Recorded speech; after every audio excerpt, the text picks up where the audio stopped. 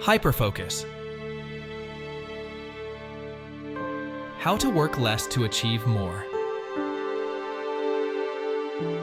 Author, Chris Bailey. Chapter 1. Switching off autopilot mode.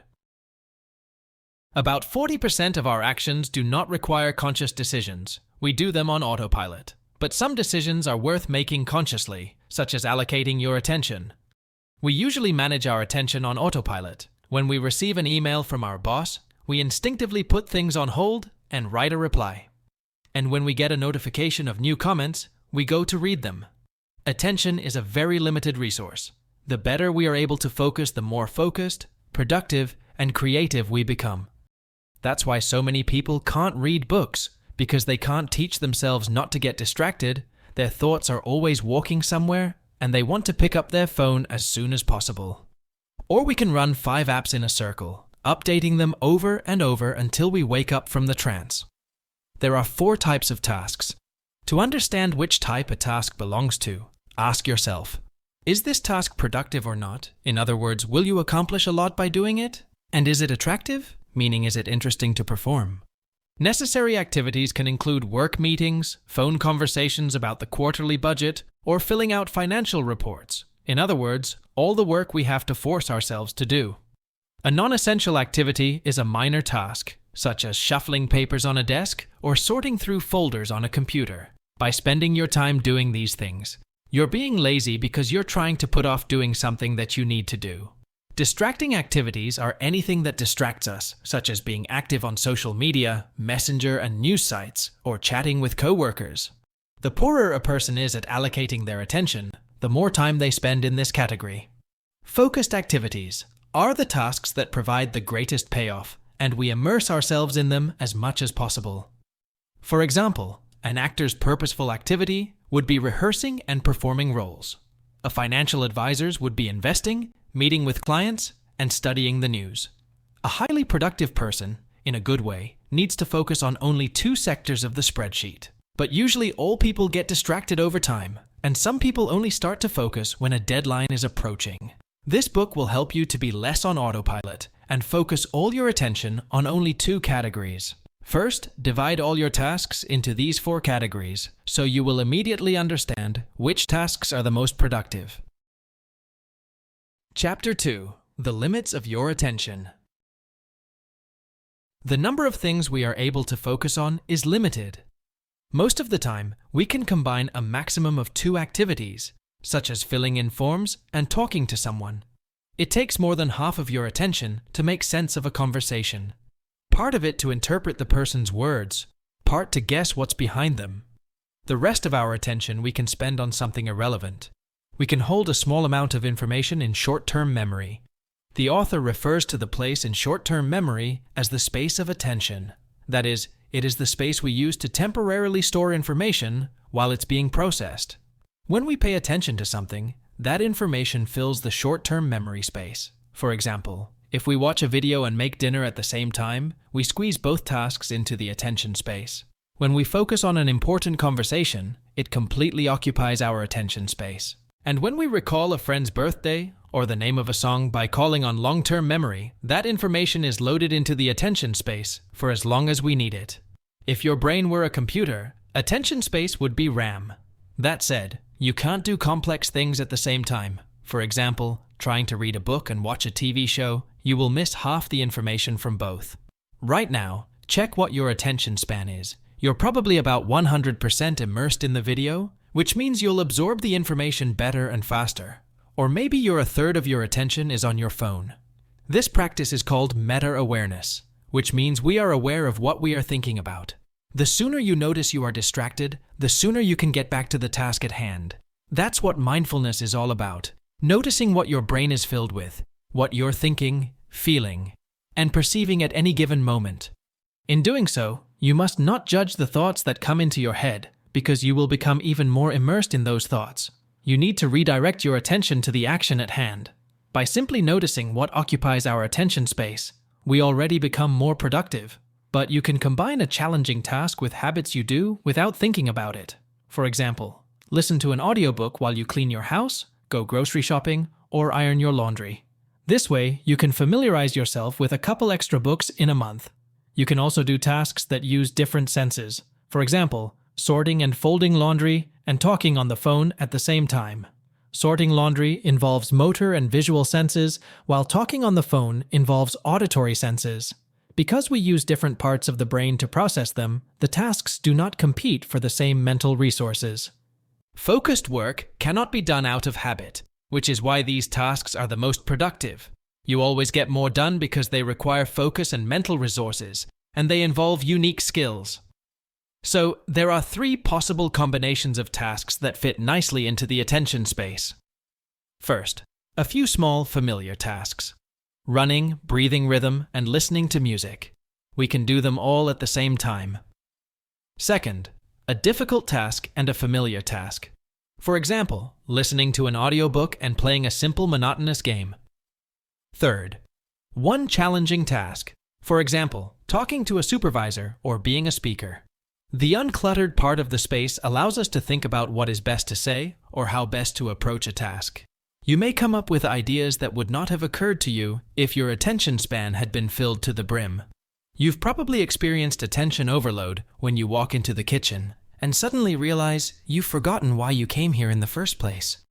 This happened because you tried to hold too much in your head, such as the news you heard on TV, the problem you need to solve, and the article you just read. So you didn't have enough attention space to fulfill the original intention. Or if in the morning you decided to stop by the store after work, but during the day the problem so loaded your brain, you won't even remember the store. So you need to be intentional and purposeful as often as possible. Intentionality helps you to prioritize your priorities so that you don't overloading your attention space, and you won't feel the discomfort of an overabundance of tasks. So at any given time, you should have at most 2 key thoughts: what you plan to achieve, and what you are doing at the moment. If you realize that you are doing important things on autopilot, you probably have too many things in your attention space. You need to consciously organize your attention, or it will become overloaded. For example, you may be rewinding a movie or audiobook because someone distracted you by talking to you, or you turned off by thinking about something else. If you have a lot of thoughts in your head, write them out in a notebook so you can come back to them later. That way, you won't keep them in your head anymore.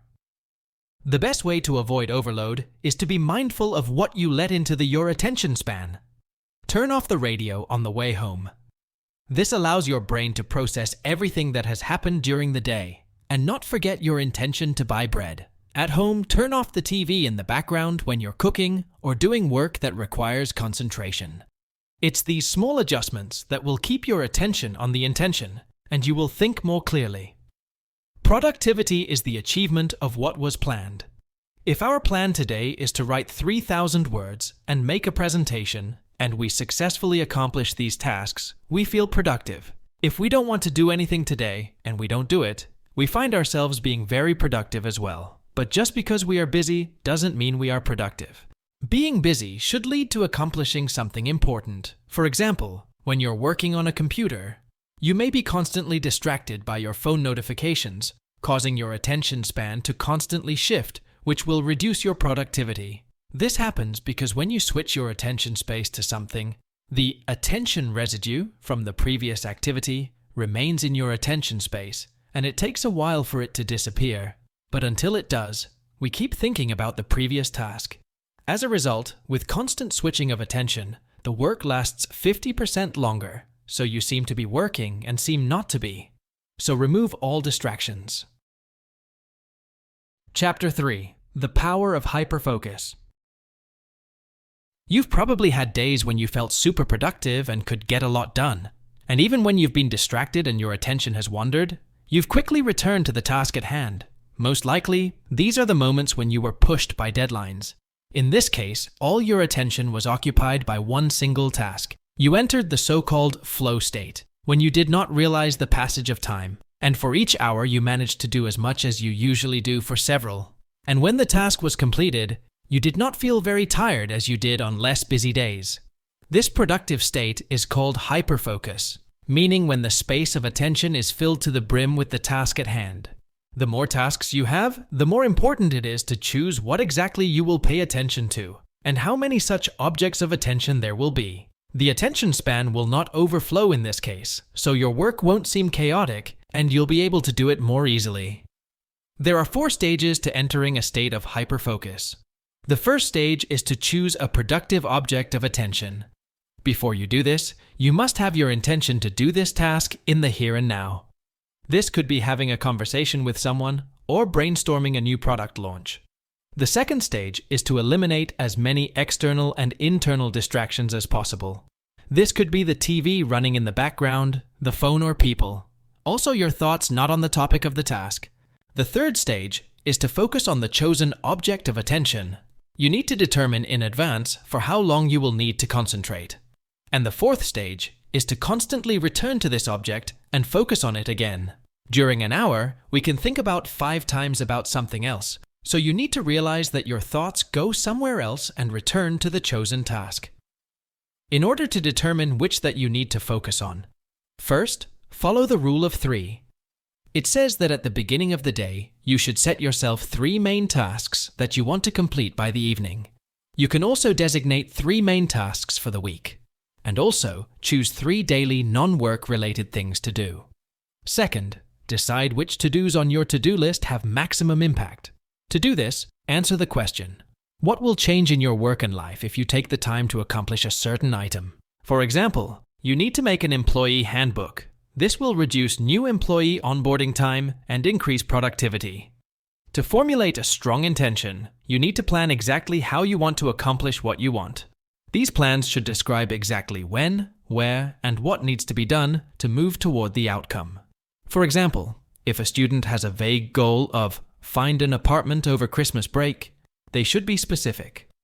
I will look at the listings on August 21st on a rental website and write to 3 landlords before Christmas.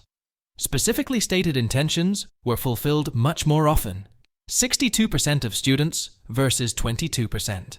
A person can even set intentions for their feelings, such as when I'm going to be annoyed or when I'm going to be nervous. And over time, it becomes a habit. To enter a state of hyperfocus, first determine how long you are willing to enter it for. For example, you decide that a task is too tedious and you're only good for half an hour. Over time, the period of time you stay in hyperfocus will increase, and it will bring you a sense of great satisfaction. The author started with 15-minute dives into hyperfocus, taking 5 to 10-minute breaks in between. Soon, he got used to it and worked a lot longer. If you have a lot of tasks, set aside an interval in advance when no one will bother you. Remember, 1 hour of hyperfocused work can produce the results of several hours of daytime work when you are distracted. Chapter 4. Taming Distractions. Turn on airplane mode on your phone. Put on noise-canceling headphones so you won't be distracted by the sounds around you. Also, use apps that block access to websites. Set specific deadlines, for example. This part I need to get done in an hour. Focus. If you notice that your thoughts are wandering somewhere, that you are distracted, refocus on the task at hand. Once you're out of hyperfocus, make yourself happy with something. It can be helpful to give yourself a break before focusing on the next task. In some offices, they put a light bulb on. If it was on, no one was allowed to distract others. Everyone had to focus on their task. When it faded out, people could turn to each other. Soon getting into concentration mode will relax you, as you will not have to concentrate on several things at once and experience chaos in your head. You'll know that since your time, attention, and energy is focused on only one task, you can slow down and work in a more focused manner. In this case, you're also conserving energy. When you eliminate distractions, energy increases, and you can work longer hours without interruptions. Check your phone notifications, email, and social media a limited number of times a day.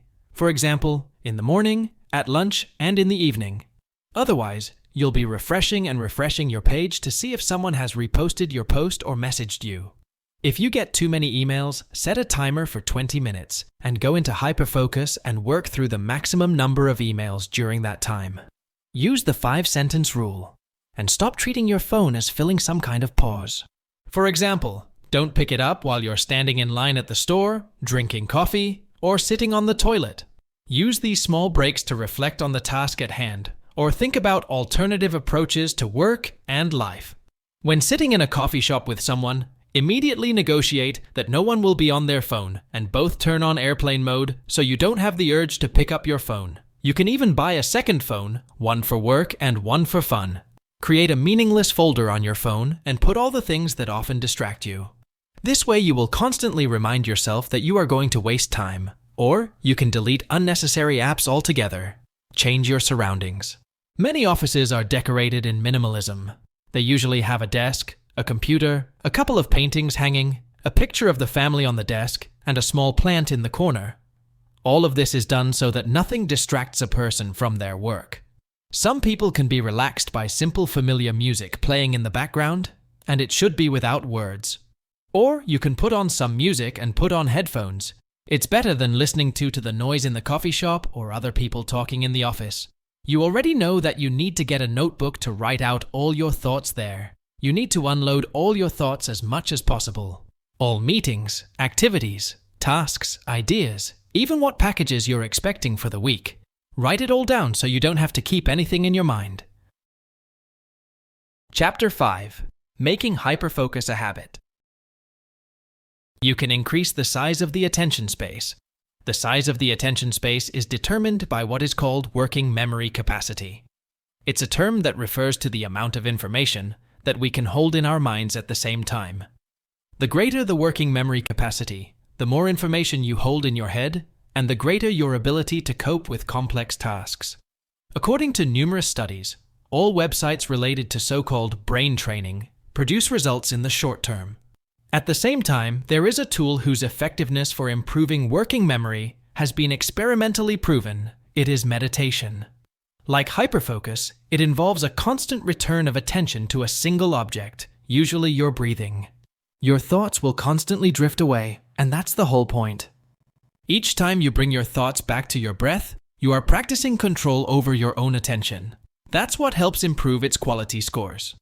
The author has been doing this for 10 years and is much less distracted by extraneous thoughts. And this concentration is what he uses in the state of hyperfocus. Through 45 minutes of meditation twice a week, the researchers found that the subject's working memory capacity increased by more than 30% on average. You can use the following 2 programs to manage your meditation. There is a simple rule that you should stick to. It doesn't matter how long you meditate, as long as you do it every day. Mindfulness is another proven way to expand your attention space. That is, you need to learn to become aware of what you are thinking and feeling right now. For example, many people don't even notice when they take a shower. While the water is running down their body, they are thinking about what they need to buy today, who they need to meet, etc. You need to learn to always be in the moment. When taking a shower, concentrate on the sound of the water and how it feels. All of this will train your brain to better focus on the objects that are right in front of you. Throughout the day, practice this as often as you can. For example, during your morning coffee time, feel the smell and taste of the beverage, the heaviness of the cup in your hand, etc. With mindfulness, you will not only be able to focus on tasks, but also improve your negotiation skills. You will always give your full attention to the person you are communicating with, because you won't be thinking about anything else while having a conversation. This is the end of the book. Subscribe to the channel, give it a like, hit the bell, and leave your opinion about this book in the comments. Bye.